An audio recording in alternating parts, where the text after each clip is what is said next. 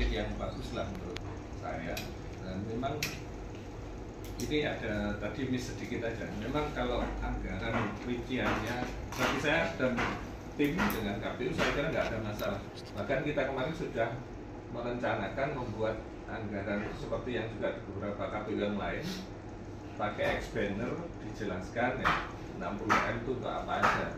Itu sebenarnya sudah muncul ide kan untuk itu, hanya belum terlaksana. Kalau memang tadi permintaannya di web misalnya dimunculkan lah ini, saya kira nggak ada masalah gitu. Karena kan di RKB kita sudah jelas kok peruntukannya. Jadi sekian M kan jelas itu Mas ya di RKB. Mungkin nanti bisa di copy terus nanti dikasihkan ke teman-teman Lira, nggak ada masalah. Dan mungkin masukan dari itu ya, ini kan persoalannya kan hanya karena belum dipublish saja kan gitu kan. Jadi saya terima kasih sekali masukannya. Nanti kita Pak bisa dibuat selain di web. Para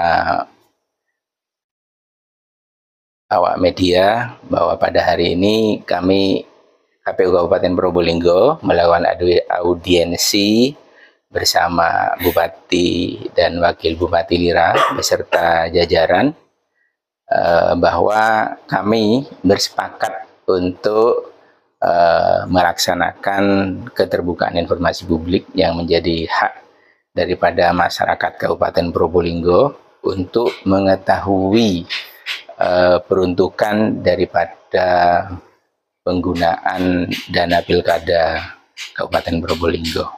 Bahwa tadi sudah disepakati dalam 7 kali 24 jam kami akan menyampaikan info-info keterbukaan informasi publik yang itu diperbolehkan oleh undang-undang. Kami akan menyampaikan di web dan juga di X-Banner yang memuat mengenai informasi keuangan secara global yang itu diperbolehkan oleh ketentuan di dalam undang-undang dan juga PKPU tahun 2023. Dan juga beberapa masukan lainnya terkait dengan pelaksanaan pemilu dan juga mensukseskan pelaksanaan pilkada Kabupaten Probolinggo secara damai. Kami menyampaikan terima kasih ya kepada Bapak Bupati Lira, Bapak Salamul Huda. Beliau sudah menyampaikan beberapa masukannya tadi beserta jajaran, dan KPU ya tentu bersifat terbuka terhadap masukan-masukan dari semua jajaran masyarakat, karena kami menyadari bahwa kesuksesan pilkada di Kabupaten Probolinggo merupakan tanggung jawab bersama. Demikian, terima kasih. Mungkin ada ya, jawaban. Tadi itu 7 kali 24 jam. Targetnya. Ya secepatnya.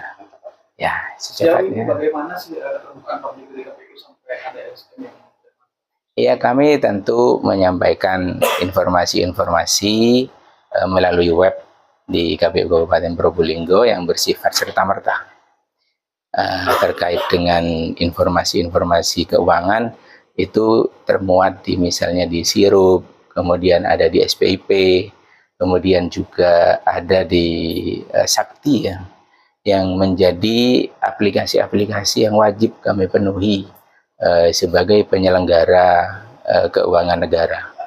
Dan ya kita akan baru tadi ya kita mendapatkan informasi itu, tentu akan kita tindak lanjuti, dan tadi juga menjadi salah satu materi pada audiensi pada hari ini. Ya, kalau memang terbukti ada hal-hal yang dimaksud, tentu kita akan melakukan yang namanya wasnal, pengawasan internal yang nantinya akan dilaksanakan oleh Divisi Hukum dan Pengawasan serta Divisi SDM.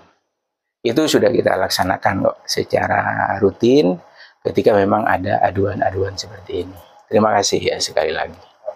Tentu kami sebagai penyelenggara tugasnya yang KPU Kabupaten adalah mentransfer uang itu kepada PPK dan PPS secara rutin dengan syarat mereka menyampaikan SPJ.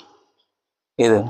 SPJ selesai di bulan sebelumnya baru itu kita sampaikan BOP-nya. Kalau itu tidak terpenuhi, ya tentu kita tidak bisa memberikan.